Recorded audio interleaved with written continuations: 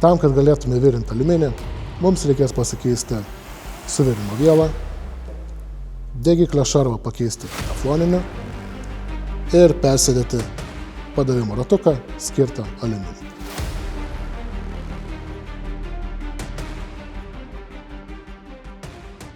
Su jumis sveikinasi Suvirink LT ir aš, suvirinimo mokytojas Tomas. Praeitame video apžvelgėme suvirinimo pusautomatį Forbi 200 ST Pro. O šiandien ketinu jums parodyti dar vieną šio aparato funkciją – aliuminio suvirinimą.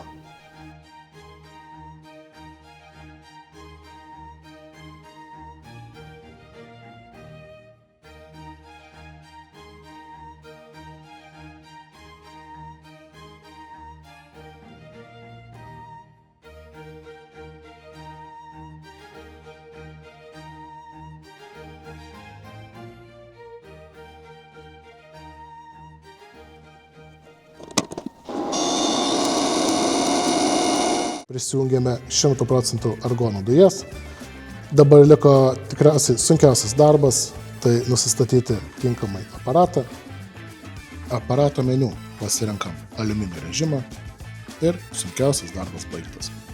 Suvirinimui naudosime 2 ir 3 mm aliuminio plokšteles. Nusistatom aparatą 2 mm ir galime pradėti.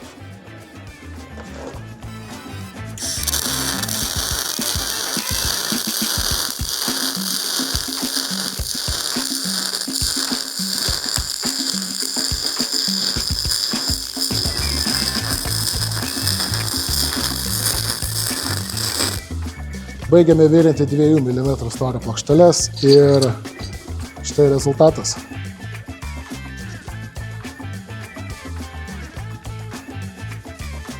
Na, o dabar keliaukime prie 3 mm storio plokštelės. Pradėkime.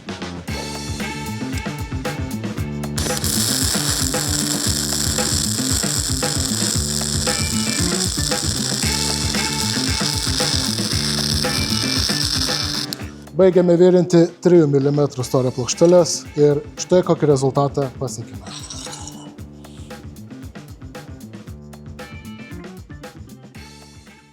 Kaip matėte, Forbi 200 ST Pro puikiai susitvarkė ir su aliuminio suvirinimu.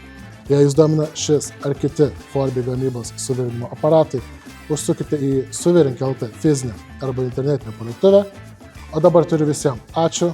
Nepamirškite paspausti like ant šio video, pasubscribykite mūsų kanalą ir iki kitų kartų. Bye.